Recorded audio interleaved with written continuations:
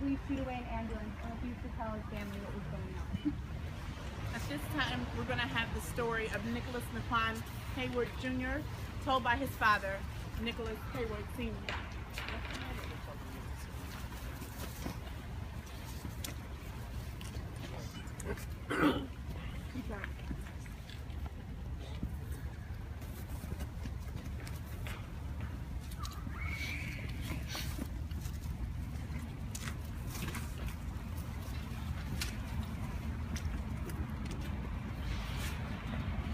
Good evening, everyone. Good evening. Good evening. Of course, I want to say that I am very grateful that this event is going on today. National event. I'm honored to be a part of it. Too many of our young babies are being killed, gunned down innocently. And I mean, we have to fight and struggle in order to get justice for them. Nicholas Jr., my son, was only 13 years old when he was murdered by New York City housing police officer Brian George right here in the Kiwanis houses, Balm Hill community. He actually was playing an innocent game of cops and robbers in this building right here with 4 other friends of his. They all had plastic toy guns. I made it my business to bring out the plastic toy gun because a lot of people say, oh, they might have mistaken the toy gun he was playing with as a real one.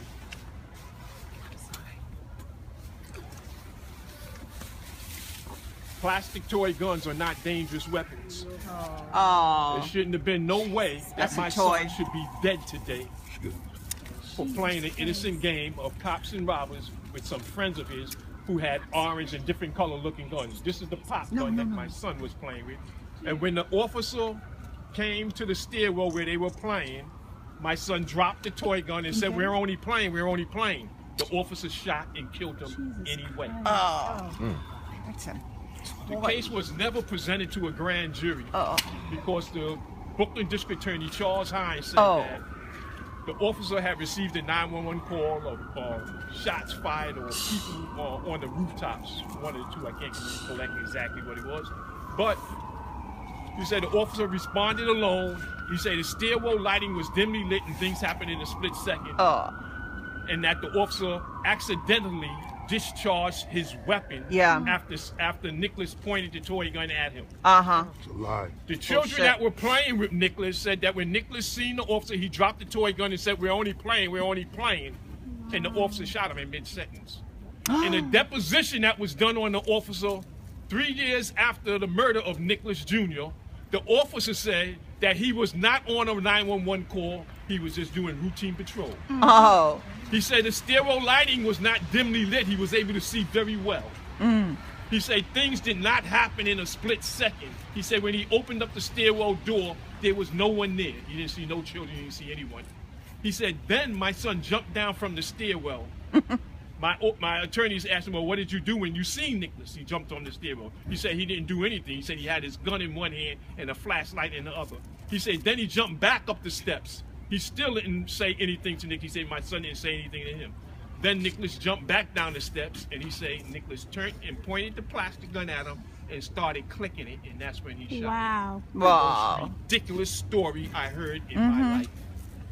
From that day, I've been trying to get the case reopened and presented back to the so that I could get I wanted an indictment on this case because an indictment is what should have been done not only in my son's case but in every last one of these cases. The officers should have been indicted in every last one of these cases. These are innocent children we're talking about.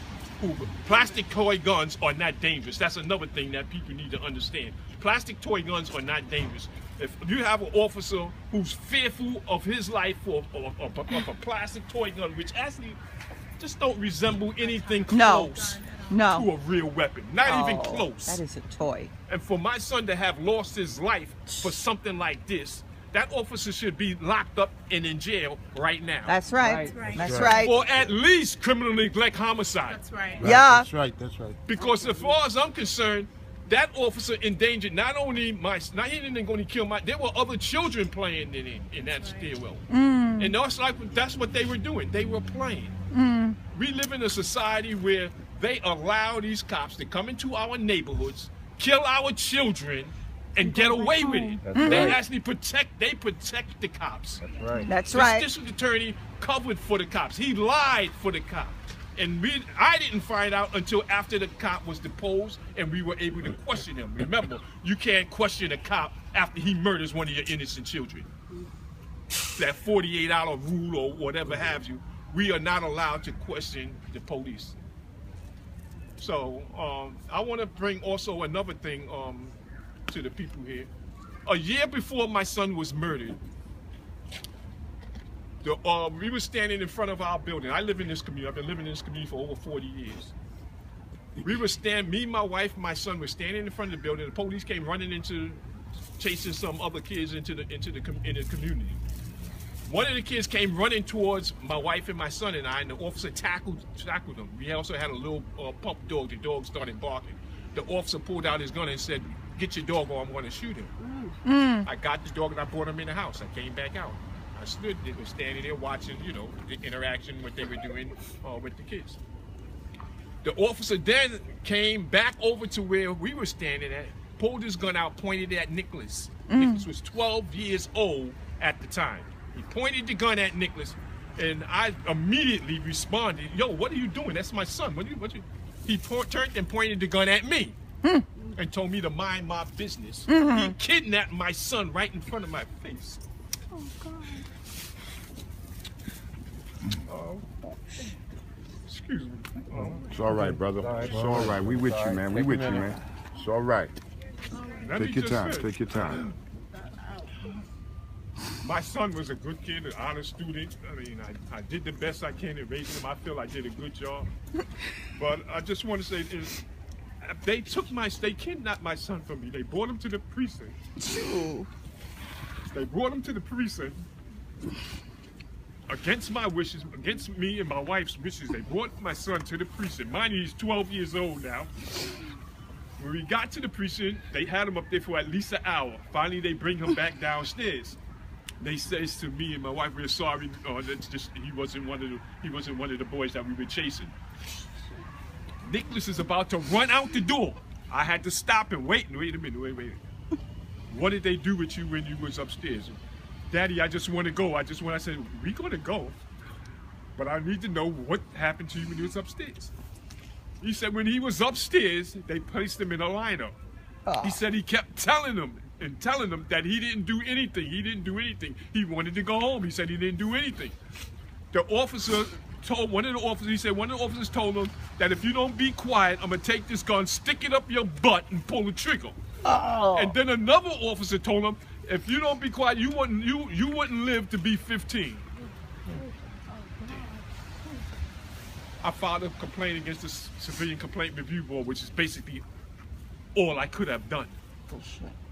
I didn't get a response back from the Civilian Complaint Review Board until after Nicholas was murdered. That complaint stated that they found the officer's actions in that case to be lawful and proper. What kind of system is this?